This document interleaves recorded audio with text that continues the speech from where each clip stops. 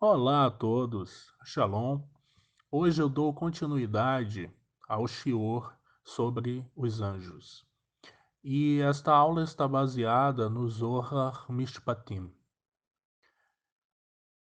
O Zohar Mishpatim, ele começa citando Levítico capítulo 22, verso 12, que fala em hebraico: Uvat Kohen Kiterrie Leish Zar Hiu Bitromat Ha Kadashim Lo Tochel, cuja tradução é: se a filha de um sacerdote se casar com um estrangeiro, ela não comerá da oferta dos dons. O que significa isso? Todos os Cohen, que é a mais alta casta do povo de Israel, né? Nós somos divididos em Israel, que é o judeu comum, os Levim, que são os levitas, e os Kohanim, que são os sacerdotes. E os sacerdotes, eles tinham o direito de ter a alimentação que era ofertada pelo povo. Então, se a filha de um Cohen, que pela lei deveria casar com o filho de um Cohen, de um sacerdote, viesse a se casar com um estrangeiro, pela lei, ela não poderia comer da oferta dos dons. Só que aqui tem uma explicação, né? Como a Kabbalah fala, como é acima, é abaixo. Então, no sentido literal, o que o texto está querendo dizer é que, de fato, ela não poderia comer o alimento reservado para os sacerdotes. Por outro lado, espiritualmente, está dizendo, e aqui é muito pesado, que ela se desconectou do reino espiritual. Ou seja, ela não teria mais acesso ao nível espiritual ao qual ela deveria ter tido, pois ao invés de ela casar com um sacerdote, que seria o mais alto nível espiritual que ela poderia alcançar, ela escolheu casar com um estrangeiro que não era nem mesmo judeu, nem levim, levita, nem Kohanim, não pertencia a essas classes. Então, o texto está dizendo literalmente que ela tem uma desconexão tanto no nível espiritual quanto no nível físico. E por que o Zohar Mishpatim começa citando isso se o shiur se refere a sonhos? Como eu falei na aula anterior, nada acontece nesse mundo sem que antes seja revelado a alguém. Então, primeiro é decretado no reino espiritual, é revelado a alguém aqui e depois ele se concretiza, acontece de fato. O Zohar, ele explica que a sabedoria da Torá, das Sagradas Escrituras, está escondida em cada palavra dela. Ou seja, existem mistérios insondáveis em cada palavra. Na verdade, os sábios dizem que até os espaços que existem entre uma letra e outra, entre uma palavra e outra, existe muitos mistérios ali. Na verdade, existem várias formas de se interpretar os segredos ocultos da Torá, seja lendo ao contrário, seja permutações de letras, seja lendo de baixo para cima, de cima para baixo, da direita para a esquerda, da esquerda para a direita, além da forma convencional. Esta sabedoria é conhecida para o sábio que conhece os caminhos da Torá. As palavras da Torá não são como um sonho que segue as palavras de quem a interpreta, como eu falei no shiur anterior. E nós devemos ter cuidado com quem interpreta o sonho, pois está determinado que o sonho segue a interpretação. No caso da Torá não é assim. Ele precisa seguir a linguagem do sonho, né? Aquele que teve seu sonho interpretado, a interpretação precisa seguir a linguagem do sonho. Já a Torá, ela veio diretamente do Eterno, e para entender e se beneficiar dela, precisamos seguir sua verdade. O profeta Oséias, no no capítulo 14, verso 10, ele fala: quem é sábio, que entenda estas coisas. Quem quer que esteja discernindo, deixe-o saber deles, porque os caminhos de Yud-Rei Vav-Rei, o Criador, são retos, e os justos andarão neles, mas os transgressores vão tropeçar neles.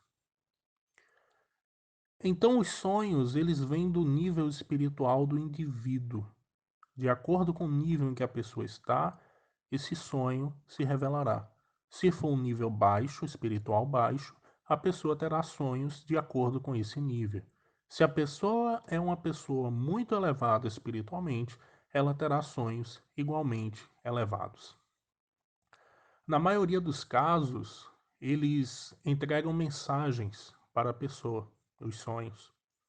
O intérprete deve saber o nível espiritual da pessoa e interpretá-lo conforme. Ao criar aberturas para a manifestação positiva do sonho, ou se o sonho é ruim, então ajudar na anulação dele.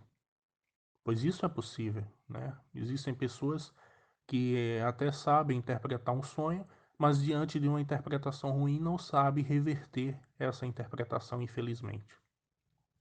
A Torá é a palavra do Eterno, bendito seja, e está escrita em hebraico, mas com códigos escondidos. Na verdade, é um grande erro as pessoas que leem a Torá achando que é um livro religioso.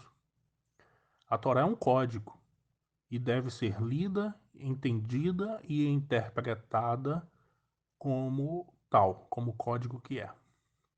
Somente aqueles que estão conectados a ela com verdade e entende o sistema espiritual pode revelar seus segredos.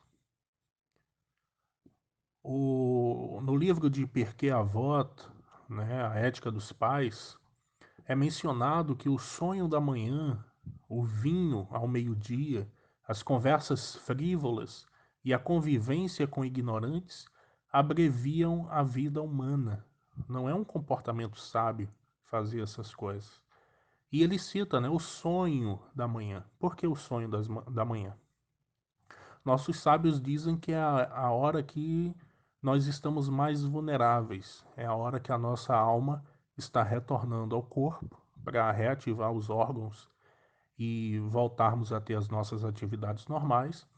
E nesse momento, o Sitra Achra, o outro lado, ele tenta imprimir informações em nossa mente.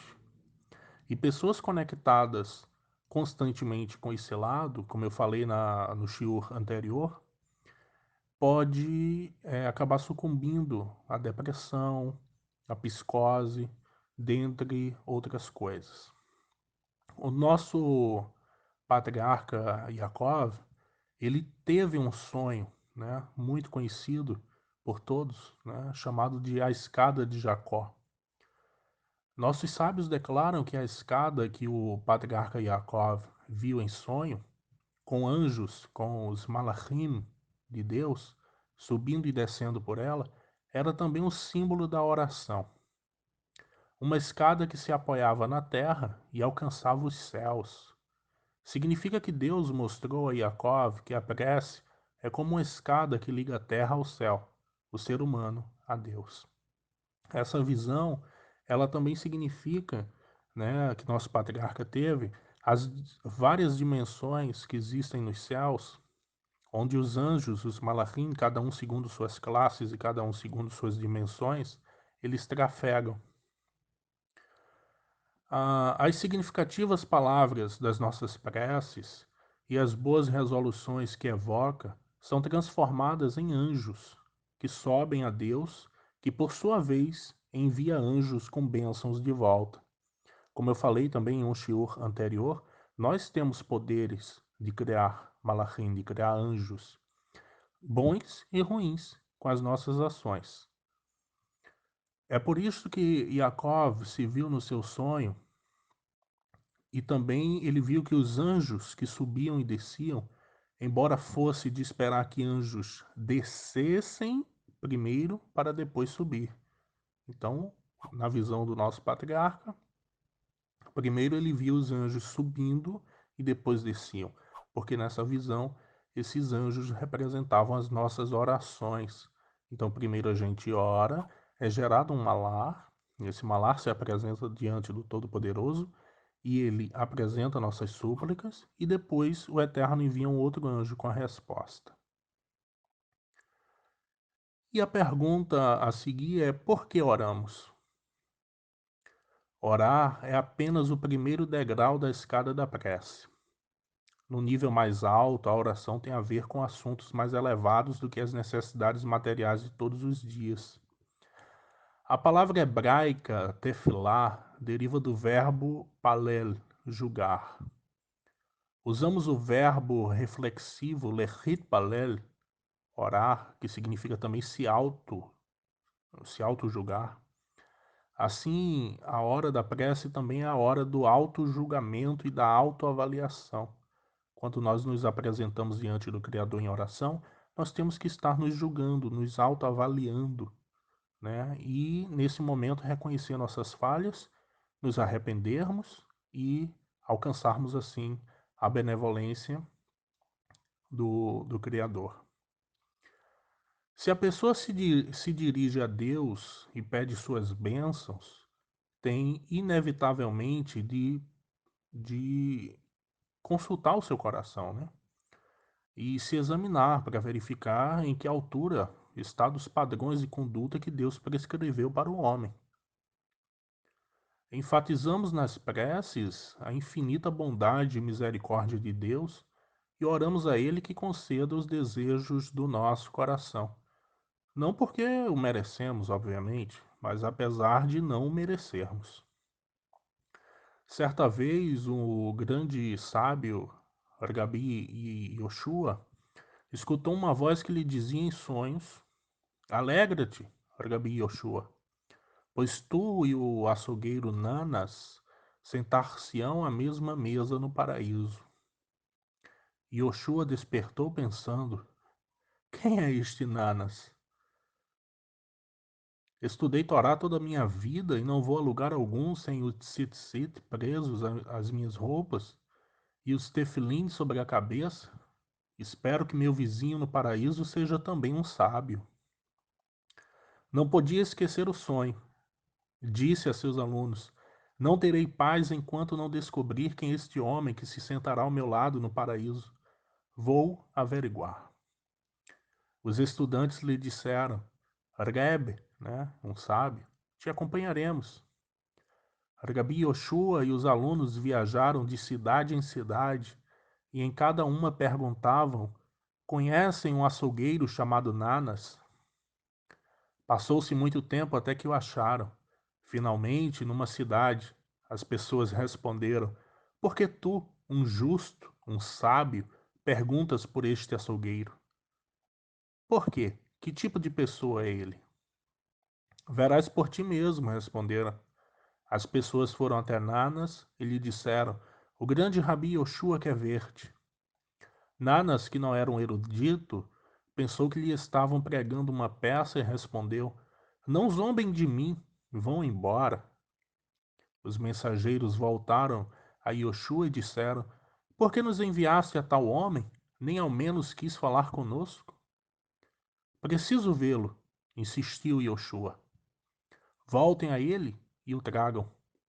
Os mensageiros voltaram a Nanas e o convenceram a ver Argabi Yoshua.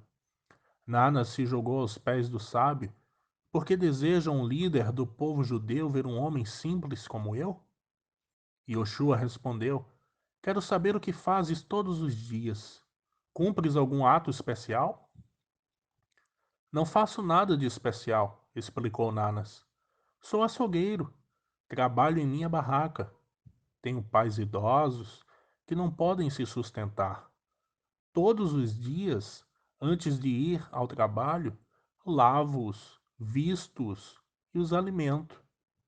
Rabi Yoshua ficou de pé, beijou Nanas e disse: quão grande é a tua recompensa no Ganeden! Que sorte a minha de ser seu vizinho no paraíso! Fiquemos contentes pela recompensa que Deus nos concederá. Sinto-me feliz de saber que estarei junto a ti.